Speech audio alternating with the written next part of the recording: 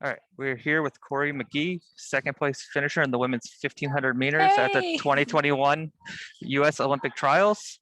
I will be asking questions on behalf of the media. So could you talk us through the race today? Yeah, absolutely. Well, I know that when we started, I got off the line quickly. I figured that it was going to be a little bit crazy at the start because there's so much depth in this event. And so I got going, and about 75 meters in, I felt Ellie on the inside get tripped up. And I was kind of on the outside of lane one, but once that happened, I could tell that she was not having it, and she went for it from the gun pretty much. So my race plan was really to try and just stay on Ellie from start to finish. And so whenever she was tripped on the inside there, she actually ended up inside of lane one on the infield, and then ended up just pretty much pushing the pace after that, because she's obviously ready to run fast, and I think didn't want to deal with any of the pushing and shoving that can sometimes occur in the 1500. And so she went for it, and I swear I just followed her every step and didn't take my eyes off her back. That was what I did. I heard some of my friends in the stands. I could hear Abby D'Agostino's husband, Jake, about a lap in, and that really got me going. And then heard my coach and heard my friends on the backstretch. And with about 200 meters to go, I felt like, I was running the fastest I ever have in my life. And about 100 meters left, I was a little bit tired, but knowing that I was going to potentially be an Olympian if I kept it together, pulled me through. And so that's what happened. I finished second behind Ellie, and I had no idea what was going on behind me, but I knew when I crossed the line that I was going to Tokyo. We have a question here from Eric Bull at Dystat. After you had such an exceptional year in 2020 with so many great races, but no U.S. championship or global opportunity to showcase all the hard work, how meaningful is it to see all your commitment and sacrifice finally be rewarded today? Yeah, it's beyond words. Anyone who knows me or has followed my running over the years knows that I have, I think, always been in the mix, but never actually where, I was, it's hard to say. Like, I've always sort of been in the race, but I've never been able to do things like this, become an Olympian, be second place at, the Olympic trials. But I've always sort of like believed deep down that I could do it. But it wasn't until 2020 that the times, and I was actually running races to the potential that I believed that I had inside of me. And I credit my coach, Joe Bossard, and my team, the group I'm with now in Boulder. And so, I mean, it's one thing for you to believe in yourself. It's a whole other thing when you start actually putting the work and everything together in races that matter. And so I knew in 2020 I ran fast, but I didn't do it on a stage that necessarily gave me the credibility that I thought perhaps, I had within me.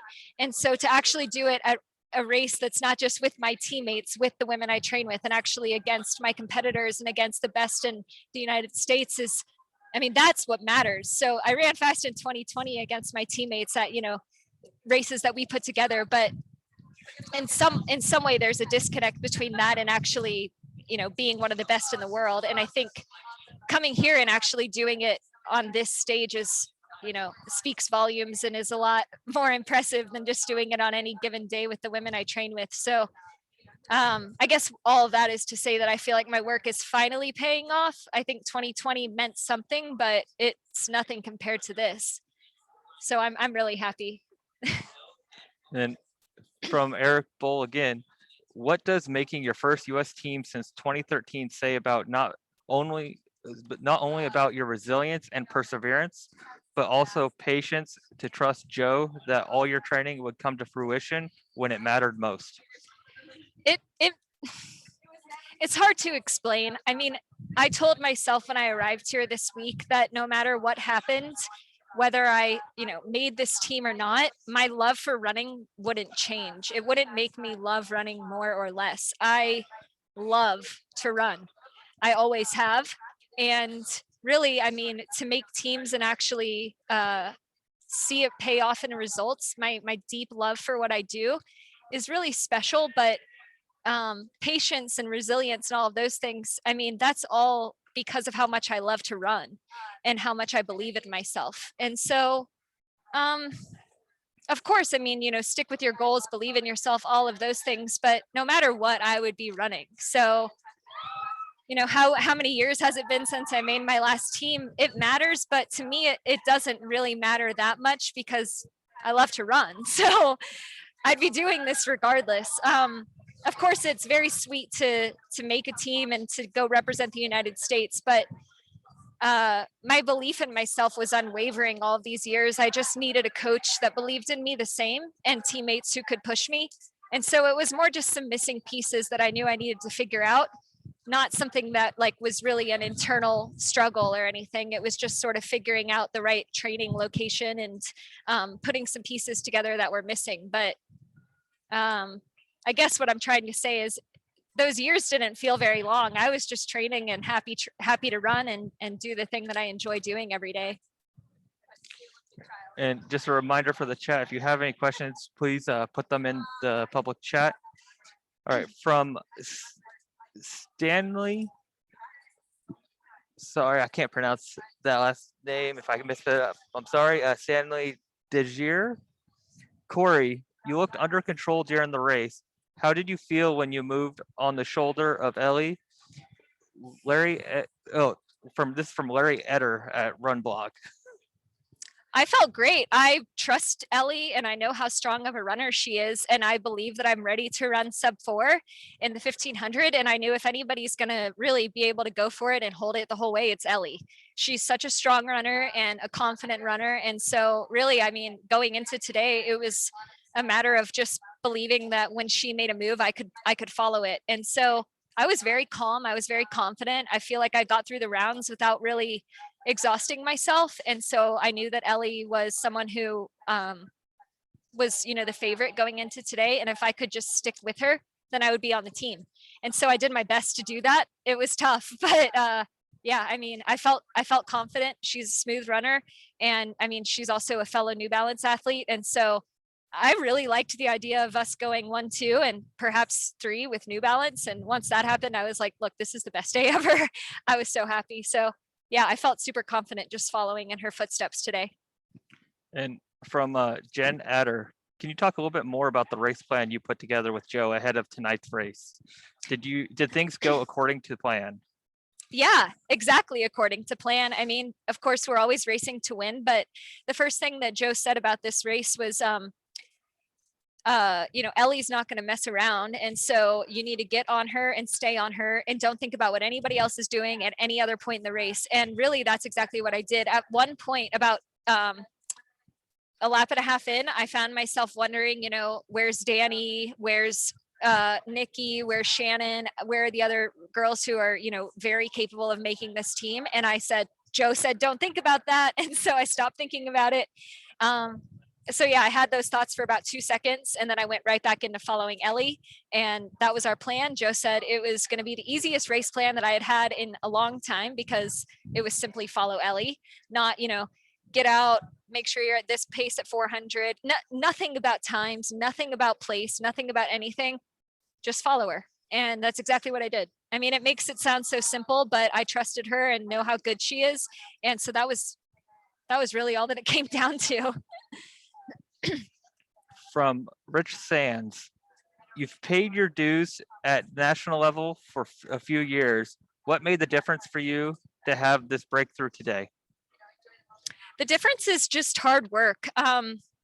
For many years, I believed that I was working my hardest. And it wasn't until joining the team that I'm on now, Team Boss, coached by Joe Bosshard, and training with Emma Coburn, Aisha Lear, Dom Scott, and the many other women, Danny Jones, the women that I train with every day, that I really understood what hard work really is as a middle distance runner. When I was in college, I tried my best, but I wasn't training my hardest. I was doing what I was told, but I don't think that I was quite ready to be, training at the level I'm training at now. And then I was training in Boston for 4 years. And I think I just sort of was for the first time understanding what it meant to be a distance runner, but still hadn't put all the pieces together. And really, Joe Bosshard's the first coach that I've had that's understood me as an athlete. And so really, like I said, the difference is just hard work and having a coach that knows how to kind of figure me out. Joe has me in the weight room, lifting the heaviest I've ever lifted, has me at the track, running the fastest 200s and 300s and 400s I've ever run, and then doing my best long runs, my fastest tempos. So I'm just doing my best in everything in practice. And I know if Joe says I'm ready to do something in a race, then it's 100% bulletproof. I believe in him. I know that if he tells me to do something, that means I'm capable of it. And so really I have no doubts when I step on the starting line if Joe tells me I can do it. And that's, the perfect partnership with a coach and athlete. He's a great coach. I think he's going to go down in history as one of the greatest distance coaches of all time. And I'm just lucky to be on the team and be coached by him and train with the women I train with every day. And from Jen Adder, can you talk about Jenny Simpson, what she means to the event and the women following in her footsteps? I honestly, I could go on and on about Jenny. I remember the day that Jenny signed pro. I was in high school and my dad called me into his office and said, this woman has just signed for, the first 6-figure contract ever as a middle distance runner. So not only did she push, American middle distance running further than it's ever been pushed, just in regards to contracts and representation, but then just medaling and standing in the family room in my, the home I grew up in, and watching a woman from the United States medal on the, world stage makes that possibility seem real. She has just done these benchmark things that make the younger women believe that they're capable of doing it and aspire to higher goals. Once someone actually achieves those things, you start to think, maybe I can do that.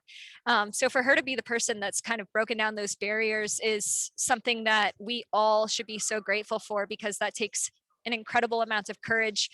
Not to mention, she's just a great mentor, someone who's very kind and looks out for the younger generation. She's someone I've always looked up to. And then in addition to all of that, she also is a fellow New Balance athlete. And so to feel that connection to her, as well as the women that I made this team with today, Heather and Ellie, I think New Balance has just done such a good job of finding people who have common values, common, the way that we feel about the brand, the way that we feel about the sport, and the way that we kind of represent New Balance in our day to day. I think she really set that precedent for what New Balance is looking for in their athletes. And so I'm eternally grateful to her for that, because she's shaped what New Balance is and why I'm so proud to run for this company. So I have 1,000,001 reasons to be grateful to Jenny Simpson. And thanks, Jenny. from Rich Sands, at what moment in the race did you know you had a spot on team locked up? Early on, about a lap in. And I don't mean that to say that I knew I was going to do it or whatever. I think I just felt incredibly confident because of the training I've done. And when I found myself in that front position, I knew I felt strong and confident. And of course, nothing's guaranteed. At no point have I ever felt like I have something on lock before it's actually official. But I felt good early in the race. I felt strong. And I think halfway through, I might have glimpsed up, about just under 2 laps to go. And I saw a little gap between 4th and 5th. And I thought, I'm ready for anything right now. And going into 400 to go, I knew I had another gear. I knew I had more in me. So I felt incredibly confident the whole race. The last 100, I got a little bit nervous, but I knew that just the mere thought of being an Olympian was carrying me that last 100 meters. I want to give everyone in the chat a few more seconds to type in any last second questions. Use the raise your hand function if you have any. From Weldon Johnson, do you have any thoughts on the Shelby Houlihan ban? I do not. It's a complicated situation, and a lot of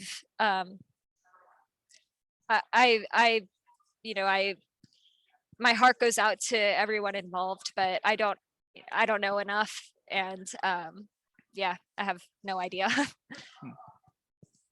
From Chris Chavez, at the 2013 World Championships in Moscow, you ran in the heats. This time around. How competitive do you think you can be or want to be in Tokyo? I want to be in that final. I want to compete for the United States in a way I didn't previously, in the sense of I'm not a rookie. I'm not in college. I'm not 20 years old. I'm, a 29-year-old woman who believes that I can be in the final. I know that if I race the rounds there, like I race the rounds here, that I can find my way into the final.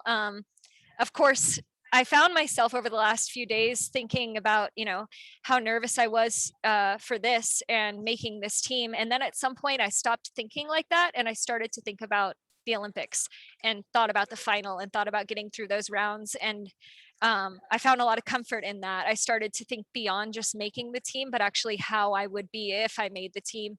And I believe in everything I've done up to this point. I know that Joe hasn't backed off on our training. In fact, we've been training with the thought of, having a very long season. He's reminded us countless times that it's not over this week. Where when I was in college, I had raced about 20 to 30 times that year going into that world championship.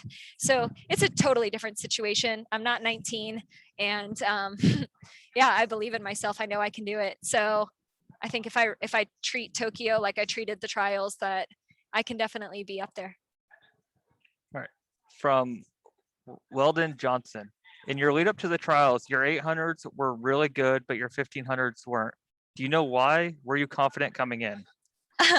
I only ran the 15 a couple times this outdoor season, one of which I was trying to pull my teammate along to the Olympic standard. And so I put myself in a little trouble early on a tough windy day. So honestly, other than that, I think all my races were great. I came here and I finished third early in the season in like a 4:05. And then I had some great workouts that gave me the confidence to know I was ready to run a fast 1500. Even running fast 800s, those were all with the goal of running a fast 15. So I think that I've had great races throughout the whole year.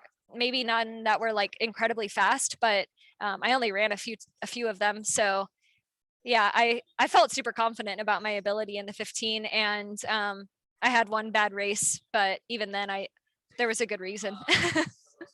It doesn't look like we have any further chat questions in the chat. So thank you for Thank coming you. today, and Thanks, congratulations everybody. on the personal best. Thank you.